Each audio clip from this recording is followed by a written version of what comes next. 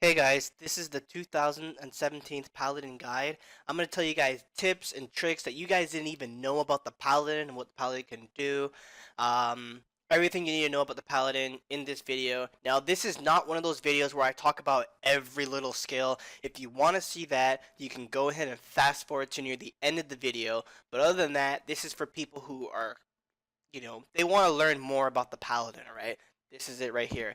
I'm gonna start it off with what's better than which? Sword, hammer, two-handed weapon, one-handed weapon, shield or no shield. Okay, so in Reboot, two-handed weapons are hands down the best to use in Reboot. In non-Reboot, I would recommend using one or the other. It depends, it's preference. But if you are gonna pick one, I would recommend going with a one-handed weapon because with a shield, you can star the shield and you can also scroll the shield so you can gain a lot of extra damage with the shield because with a two-handed weapon, you gain so much extra raw damage from a two-handed weapon than a one-handed weapon. So you can kind of gain the damage that you lose using a one-handed weapon with the shield, you can gain that extra damage because you can scroll it and get extra more damage that way. Also, using a one-handed weapon, your attacks are a lot faster. Okay, but for reboot, it's better to use a two-handed weapon. For non-reboot, it's preference. It doesn't really matter, but I would recommend using a one-handed weapon. Okay. Now, what's better, sword or hammer? Blunt weapon is a hammer. I'm just gonna call it a hammer because it sounds better. So what's better, sword or hammer? It comes down to preference again, okay? So right here you can see that equipping a sword, you gain critical damage, but using a hammer, you gain 10% ignore defense. Most bosses, they have high defense, so it's better to use a hammer, but this is a farming game, and you're going to be farming a lot of mobs most of the time, so it's actually better to use a sword because the critical damage, you're going to be hitting so much crits so often, it's better to use a sword. And mobs, they don't really have that high defense. Now, if you look at this skill right here, Blast, you gain 40% critical rate, plus the hyper skill, that's 20%. So 60%, all right? On top of, your character card, your link skills, and your other equipment, yeah, you can gain a lot of extra critical chance. So Blast, you get the buff from Blast, and all of your abilities are going to be hitting crits pretty much. So that 3% crit or 5% critical damage is actually quite a lot when you think about it. At the end of the day, it just comes down to preference, what you like most. You know, this is the animation of what it looks like when you use sword. Okay? And this is the animation of what it looks like when you use a hammer. Okay? It all comes down to preference, what you like best. Me personally, I think the paladin was meant to use a hammer. He has like the hammer theme, Heaven's Hammer. A lot of his abilities, it's like with the hammer. So, and most of the time when I see a paladin, honestly, I usually see them with swords, and I like to be different, so I like to use a hammer. Okay? But to answer your question, what's better than what? It comes down to preference, okay? So it doesn't matter if you use a hammer or a sword, but in reboot, it's better to use a two-handed weapon, okay? Now, talking about the shield, yeah. So once again, if you're gonna use a one-handed weapon in non-reboot, then you're obviously gonna use a shield. You're not going to use this secondary weapon. It doesn't make sense to use this. You might as well use a shield because the shield you can gain so much extra more stats with the shield than this secondary weapon right here. Okay? This secondary weapon, you only want to use this if you're in reboot. But in non-reboot, I'd highly recommend getting some type of shield. Okay? Let's talk about elemental charge and make sure you use it in the right order. The reason why you want to use Flame Charge and then Blizzard and then in this order right here is because when you use Flame Charge, after you use, it says when the target is burning, the enemy, he's gonna take an extra 115 additional damage. So you see that fire above the dog's head? They're taking damage over time. They're burning. Now, if I use this, I'm gonna do more damage, as you can see. And now they're ice. They have the ice thing, and because they have Blizzard, if I use this one, they're gonna take more damage. And then obviously, yeah, if I use Divine, it's the same thing. Let me go back into like more of a. So yeah, that is why you want to use it in that order. Okay, Flame Charge, Blizzard, Lightning, Divine. Okay, you want to use it in that order. That's just how to. That's how you get the maximum amount of damage that your charges can do when you use it in that order. Okay, but honestly, the best thing to do is to just use Lightning Charge. Let's say when you have this fully stacked, right? You have it fully stacked.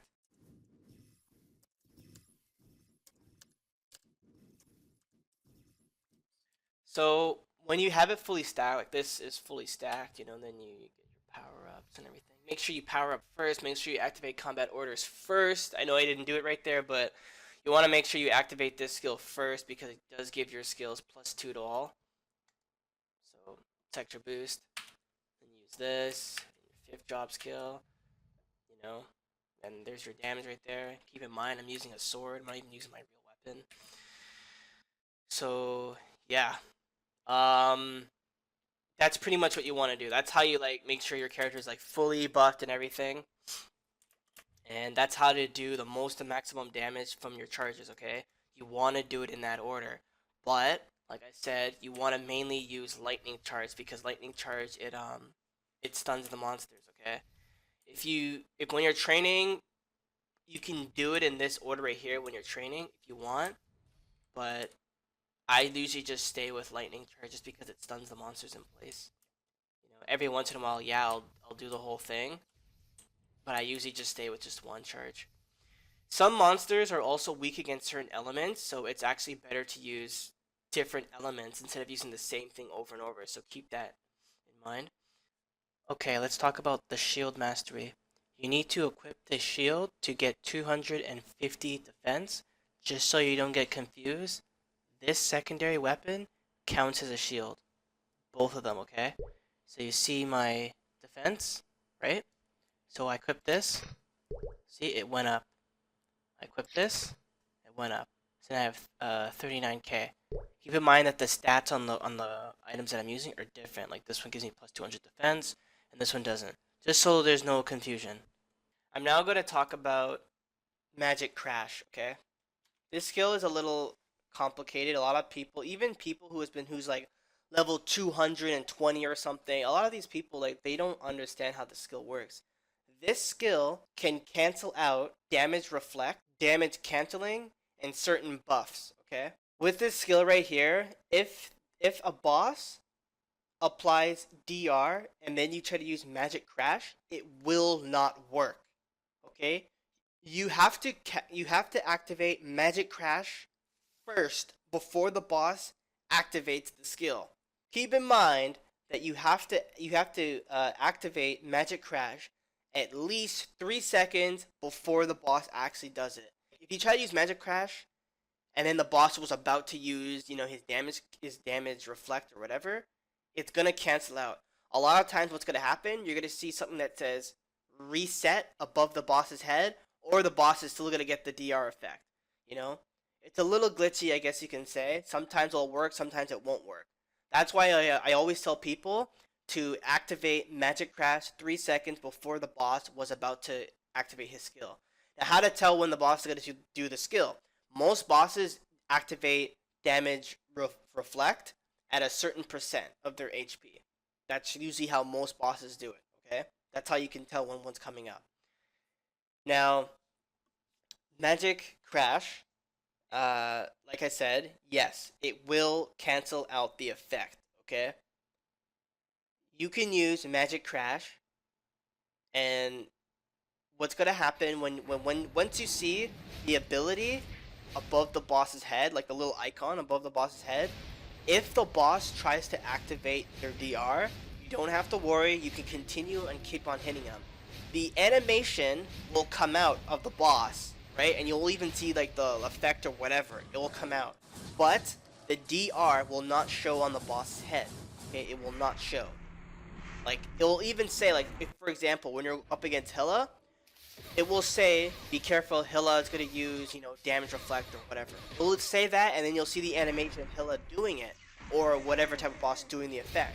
But it will not show above the boss's head, okay? So, yes, you can cancel out DR. Now, damage canceling, it's the same thing. You have to activate Magic Crash before they activate their damage canceling, okay? Effects like, let's just say, weapon boost, where they boost their damage or they boost their defense, that skill, you can actually activate Magic Crash after the boss activates that skill. You can actually do that. That will work. But for the other two ones, it will not work. Now, certain bosses, like, let's say, Crimson Queen, Root Abyss, you can cancel out her damage reflect. It's very difficult, but you can do it. You have to have good timing when to do it, okay? If your timing sucks, it's not going to work. There's a certain time when you can actually use it, okay? Because what happens if you activate Magic Crash first, like way too early, the boss, she changes, where you can't hit her for like a good 2 seconds because she changes faces. And it will also deactivate your Magic Crash, and then she'll say, feel my pain, or whatever, and then she'll get that that red globe thing around her, and then she'll have the DR effect after that. So once she changes face, you want to make sure, you want to have good timing to activate Magic Crash right after she changes her face. And then she won't be able to get that globe, and she'll have the Magic Crash above her head, and it'll cancel it out. Other bosses, yeah, it's pretty much straightforward, man. Just activate Magic Crash 3 seconds before they actually and you should be fine. And then after, when Magic Crash is on cooldown, right when it comes off cooldown, if you try to activate Magic Crash again, it will not work. What's going to happen is it's going to say reset above the boss's head. So usually what I do after Magic Crash is, it lasts for about, duration's 20 seconds, right? 22 seconds. So I'll activate Magic Crash, right? Once it's done, usually what I like to do, I usually like to use Smite right after that. Okay? Smite lasts for a good 10 seconds. Then when this, so that's, what is that? It's 22 seconds, 32 seconds altogether. Once Magic Crash comes off cooldown, I don't actually activate Magic Crash again because it will say reset like I just said. So what I do is I actually like to wait like a good 15 seconds. I think you should be fine with 10 to 15 seconds and then try activating it again. Because if you activate Magic Crash, if you activate Magic Crash on a boss and then it goes on cooldown, and then once it's off cooldown, if you try to activate Magic Crash again, it will not work. It will say reset. So usually what I like to do, I like to wait about a couple seconds before I reactivate it on the same boss again. I would say, wait a good 10 to 15 seconds and then try activating it again. Okay? That's usually how I do it. Now, Magic Crash, it will work for every boss that has the DR icon above their head. If their damage reflect is not if it doesn't look like the icon of DR, like for example, Ranmaru, if you're going up against him, he has that fire thing, and then you take damage every time you hit. Magic Crash won't work against that. All right, it'll only work if the bosses have if they use the icon, okay, the actual DR icon. These are the hyper skills right here that I normally use. So Heaven's Hammer, -30, right? 60 right there. It's 9-second cooldown. Now, how I get the cooldown so low, I actually have the Mercedes character card, and that gives me, it can go from, I think it's about 2, 3, 4, and 5% cooldown reduction. Level 200, it's 5%. Personally, for me, I think level 200 takes kind of long to get to. So I usually just stay at level 120, so I get about 4% cooldown reduction. Plus this 30%, so that's 35. So the cooldown on this right here is really low. And yeah, also because of the skill is, let me see right here.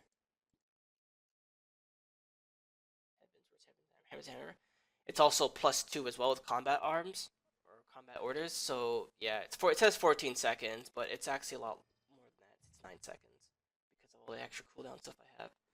So that's really good. This right here, I think this right here is literally useless to take. This is not bad to take, but I personally wouldn't take it at all. It's just like because it's on cooldown, it's on cooldown, and I think the best one to get is this one, 30%, and then just taking this extra numbers of attacks, more damage, more damage, more crit, and then this right here, extra attack power and defense and accuracy. So that's really good. And then after that, I would probably, it's just up to you. It doesn't really matter what to take after that.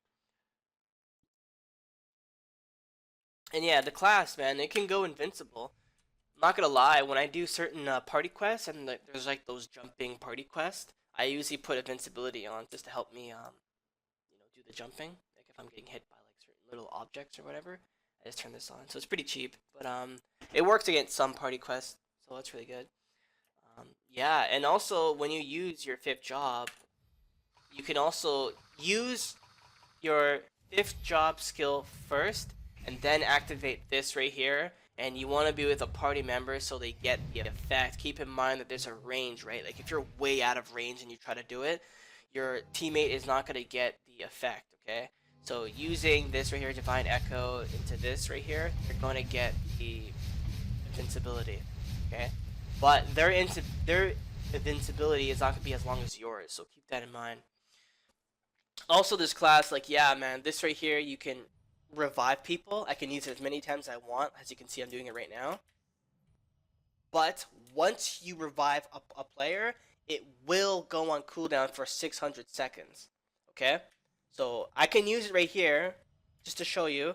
But once I actually revive somebody, it will go on cooldown for 600 seconds. And then yeah, then he has an aura, man. I think this class right here is, to me, he's really fun. Like, I'm the type of guy that usually like I play a class and then I delete them, or I'll just make a new class because I'm too bored of the class I'm playing. But this class right here, I didn't do that actually. This is like one of the only classes where I actually stay with the class for a long time, and part of it is because my last name is Nat, sorry, my last name is Page, and my full name would be it's Nat Page, so I just had to play the Page, right? Because it's in my last name. So that gave me a more of a better reason to stay on the class for a lot longer, and yeah, that's pretty much it. I like this class because like he's different from other classes. Like for me, I like playing classes that people don't play. Now, this is me saying this, in 2017 in March. So maybe in a couple months there might be people out there that will start playing the Paladin for whatever reason, especially when the Beyond update comes out. But I haven't seen anyone really play the Paladin, and I like to play classes that people don't play because I like to be different. So that's another reason why I like to play this class. And um, yeah, the class is just fun. Like in terms of farming mobs, um, mob farming, it's not the greatest to be honest. But if you are strong enough to kill the mobs in one hit, I would use this right here, close combat, which is this right here, and it just pulls the monsters to you, and it only does 2 lines of damage. You can't jump and do it at the same time, but if you press the jump key and the ability at the same time, you can actually jump and do it. Okay, like, see, that's me pressing jump and the skill at the same time. If I just jump and then do it, it will not work. So yeah, pressing at the same time, you can actually jump and use it at the same time. Now, I would use this skill if I can already kill the bosses, or sorry, if I can kill the mobs in one hit, I would just stick with this skill because it attacks what's in front of you and what's behind you. If you can kill the bosses, or sorry, if you can kill the mobs in one hit, I would just stick with this right here to farm with. Close combat, farm with close combat, and then whenever this is off cooldown, just keep using Heaven's Hammer. It took me kind of a while to make this video for a couple of reasons. When the new update came out, couldn't play MapleStory, and it was like so many maintenance and all that stuff. And then me, I was just getting kind of bored of the game, so you know. But when the Beyond update does come out, I will do a re-update on the Paladin class. And yeah, I already like know like what to talk about already, so it will be faster than this video. So when the Beyond update does come out, give me about maybe a couple days after the Beyond update, and the new Paladin guide will come out. Anyways, yeah, see you guys later.